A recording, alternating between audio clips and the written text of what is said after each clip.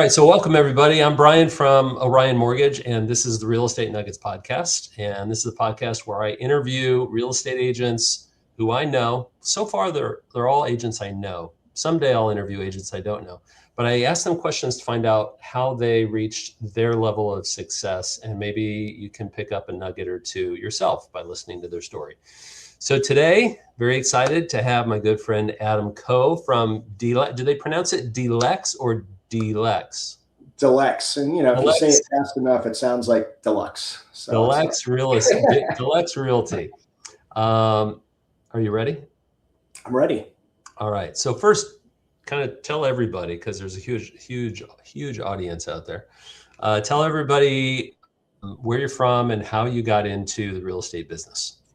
So I'm actually lived all over a little bit, right? My background is when I was little, was born in Chicago, and then my parents, when I was 2, moved us to Brazil for a little 2-year stint, and then from Brazil lived in Mexico City for 10 years, and from Mexico City to New York, and I just didn't like New York so much, so when I had the chance to come out here for college, I actually applied to schools in Arizona, and got accepted at ASU, and came right out. So I finished my college here in Arizona, and I've been out here ever since. My background in school was business and Spanish, so I'm fluent, obviously living 10 years in Mexico, so fluent in Spanish. You're fluent in business? Fluent in, I don't know. There's always a new lesson in business, right? But fluent in Spanish. Oh, that too. Yeah. And hey, you said you didn't love New York. What did you not love about New York? Mostly right when I was watching friends start moving into apartments, the expense in New York, and I guess one of the biggest things I didn't like was the weather. So it's one of the most expensive places in the country to live, and the weather. I'm an outdoor guy. I like to do stuff outside, and I found that New York has a lot of cold days, and de-icing my locks on my car and shoveling the driveway for my dad every day to get him out of work or get him to work was a drag. So I couldn't wait to not have to do that. I remember those days too. All right. So how long have you been in real estate now? How many years? Since 1997. So about what, 28? 29 years? Yep. This is 29th year here in August. All right. So think back to 29 years ago, when you were just getting started in real estate. Can you remember and tell me what maybe one of your biggest challenges was when you were just getting started? So when I just got started, I guess the biggest challenge is, figuring out how difficult the business can actually be. And I was following a mentor at the time, right? A guy that I was working for, because when I got into the business, I got in working as an assistant. And the guy that I was working for did a bunch of advertising. So I kind of started doing the advertising route when I was off on my own, and the phone rings. And if you don't answer the phone when the phone call rings, then they just turn the page and they call the next person. And so that part was very frustrating. And the fact that, there's a lack of leads and there was a lack of structure, didn't really know, right? We're in business for ourselves, but the cost of entry into real estate was so inexpensive that, there was no roadmap. And so I was driving myself a little bit crazy. So I would say the biggest struggle is figuring out how to organize yourself and how to put some structure into place to make your business thrive. How long did it take for you to figure that out? About 3.5 years before I actually discovered business coaching. So, yeah, that's helpful. We'll get to that. All right, another question. What's one thing that comes to mind if I ask you what's the one thing that people don't understand about what it's like to be a realtor?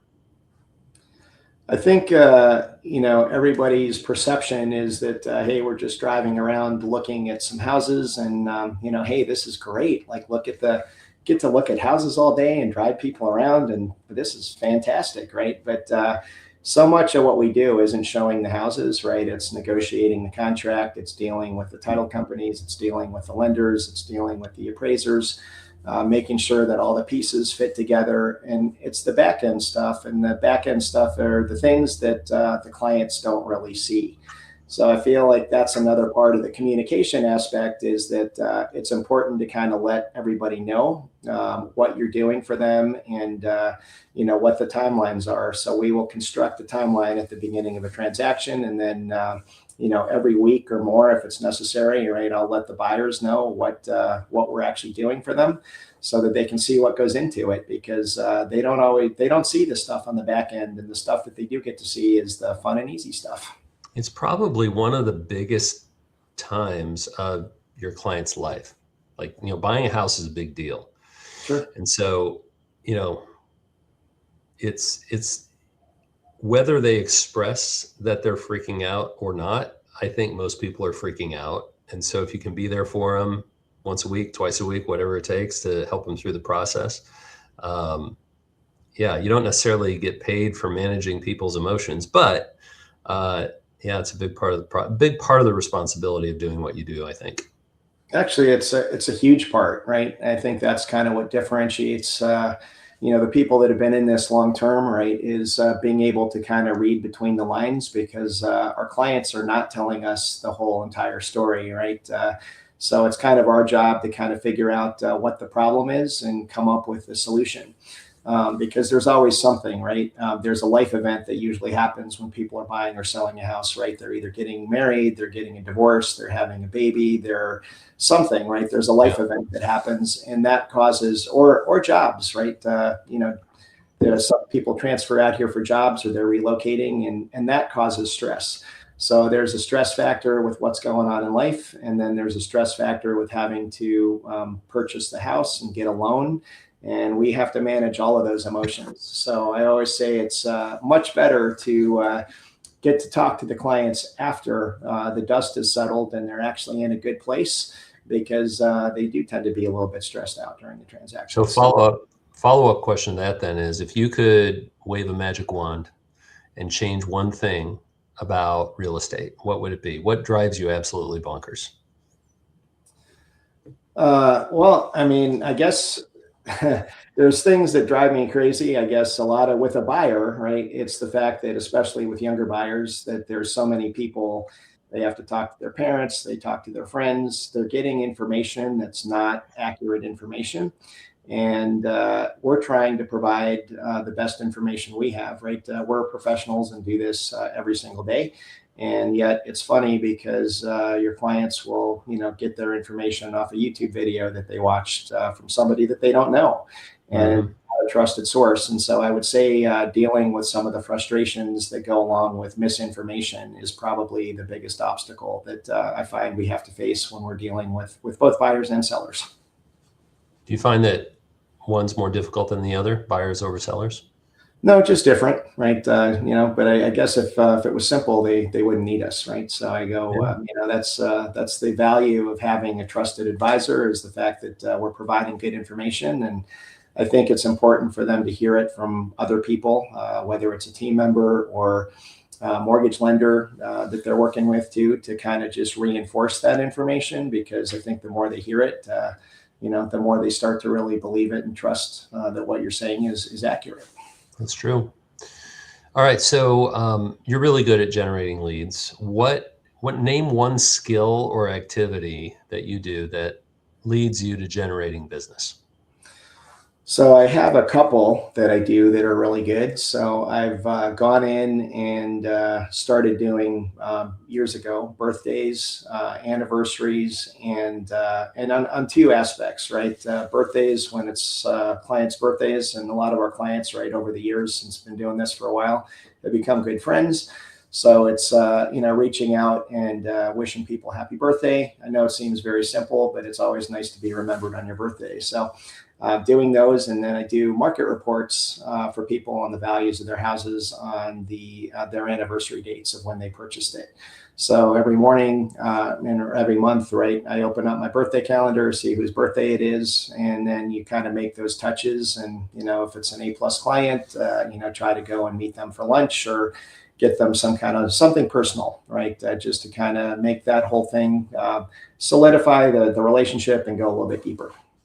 I think you reminded me of something I was talking to somebody yesterday about, the idea of, how we create video content or any kind of social media content, and we get it out there, and, whether it's 2 or 4 or 6 or 800 people that see it or thousands that see it, I really don't know that that's any more valuable than having lunch with 2 or 3 people in a given week, I think connecting with people, because if you think about it, when you look at your phone and you're watching a video for maybe a second and you swipe past it, it's not really engaging with your clients. It's kind of just creating this never-ending, amount of noise. But when you call someone on their birthday, or when you schedule a coffee, or when you sit down and have lunch, and you actually get to share some time with people, that's how you build relationships, and that's how you build connection. And when people are thinking, oh, I need, who should I call? They think of who they know and who they trust. And I think that's the better way to build a business, as opposed to just throwing content out there. Would you agree? I absolutely would agree. Yeah. As you can see by checking out my social media, I'm not a huge poster. I do feel like there is value to that for sure, right? In addition to, building your relationships. But I kind of find that if you look at the personal side, right, your relationship with your kids or your relationship with your spouse, you can't just wish your spouse happy birthday on social media, right? It doesn't have the same effect as if you actually take her out to dinner and tell her that you love her and look her in the eyes, right? I go, eyeball to eyeball is never going to be replaced by a social media video. So I feel like the personal connections is 100% where it's at. Perfect. All right. So I want you to think about these 28 years that you've been in business. What do you remember as being one of your biggest failures, and how did you recover from it? Failure, I mean, I guess the financial crisis was pretty tough, right? I mean, I think just 08, 09, 10? 08, 09, right? Just having to go through all the short sales and the foreclosures, and prices plummeted, and everybody thought that the world was ending, right? So we had to, either figure out how to jump into the short sale and foreclosure market, or, find something else to do. That was a pretty tough time. I think, right, over those course of my career here, right, there's been several up and down cycles, and I think the main thing is not figuring out when there's going to be a problem, but being able to make a quick adjustment when there is a change. Because the one thing that I have learned in real estate, right, is it's always changing. So there's always going to be some kind of a change that we have to make an adjustment for, and the quicker we can actually make that correction and adjust, the better off we're going to be. So can you give me an example of how you adjusted that helped you recover from that time? I think just kind of diving into the fact that nothing bad lasts forever, and I have always had a pretty good knack for not hanging on to stuff for too long, right? If I'm having a problem, I'm like, okay, this is a problem, but it's not permanent. And we just have to figure out a solution. And I'm all about, okay, how can I get through this really fast? So instead of freezing, right, a lot of people froze and they didn't do anything. They're like, well, we're just going to wait for something to change. And I go, it really doesn't. So, you need to make a change if you want something to be different, right? I mean, that's the definition of insanity, is doing the same thing over and over again and expecting a better result. And I find that, we all go through periods of the deer in the headlights, where you just kind of freeze and go, oh, yeah, I just feel bad. But, you got to then pick up the phone and call a friend and say, hey, look, I'm in a bad spot. What should I do? And you've helped me with that. I've had other people that have helped me with that too. But, we all go through periods, right, where we have down moments and maybe a down day or a down week. But I go, you can't stay there forever. And, you just need a little pickup from a friend. and then you can get back on track. And I think that's the big thing, is getting back on track quickly. So the quicker you can get back on track, the better you're going to be. I think you're right. I think I've heard people talk about how, give yourself a specific amount of time, whether it's, a minute or 10 minutes or a day, however long it takes for you to, feel all the feelings and get through that. But yeah, you've got to have an exit plan from whatever it is that's keeping you down. Because when you get down, when you're dealing with adversity, that's not a problem. Staying in the adversity is where the problems are. So I asked you about, your biggest failure, and you told me about the market crash. What would you say was one of your biggest successes?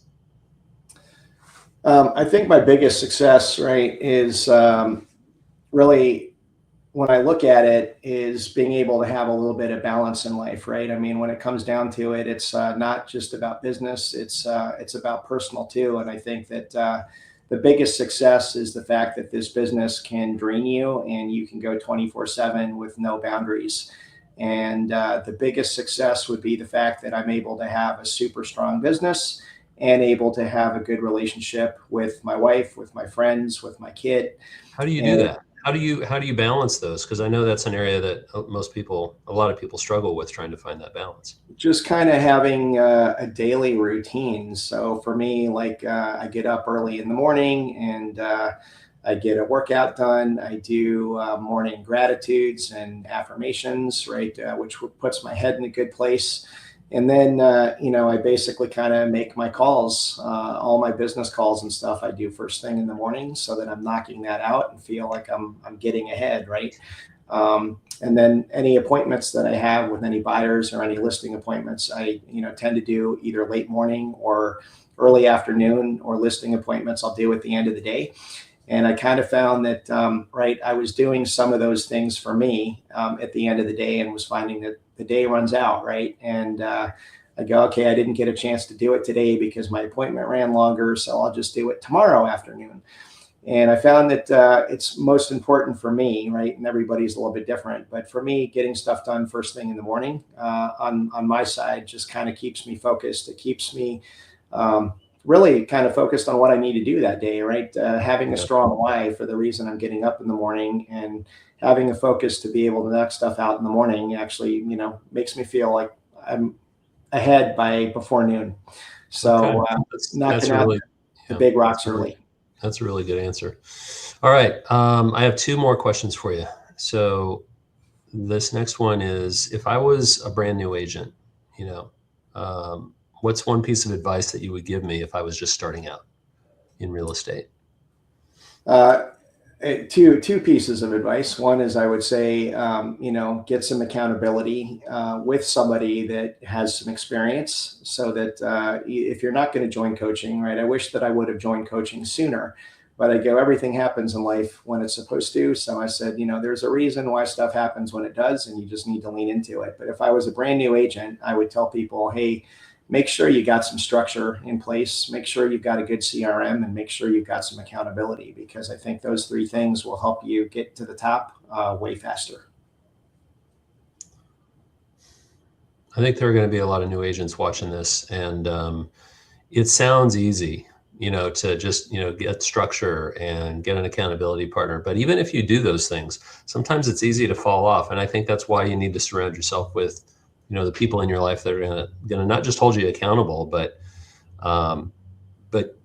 help you keep your focus. You and I have had a pretty good accountability partnership for years. Yes, we have. And we talk every week, and sometimes I think, well, there's a million other things that I could be doing, but I try to stick to the call, because it keeps my focus. It keeps me focused on what I'm supposed to be doing every week. Well, I think the whole thing with that, right, is that consistency is the key. And when you lose consistency, you lose focus. And so I feel like the routines and the habits, right, it's all about developing some good habits early, so that you can stay consistent and do those things. And when you lose the accountability, right, because, I love the saying, right, it's easy to do, but it's easier not to do. So we tend to drift as human beings. And if you don't have accountability, you're going to drift. And we don't even realize how far off course we've been until you actually check back in with your accountability partner. Or, networking is also another key thing, right? Like being part of a networking group, I think, is also key, because you're seeing those people on a consistent basis every week. And it's great to, I think there's no replacing the eyeball to eyeball, right? And I go, if you're looking to maximize and leverage your time and your effort, you're meeting with, 15 to 25 or 30 business owners in the course of a week over a couple of hours. And it's a super good use of time. That's great, man. Thank you so much for spending half an hour with me. I really appreciate it. Yeah, thank you. This was great. Definitely enjoyed it. Thank you for having me. All right, let's hit end record. Boom, boom.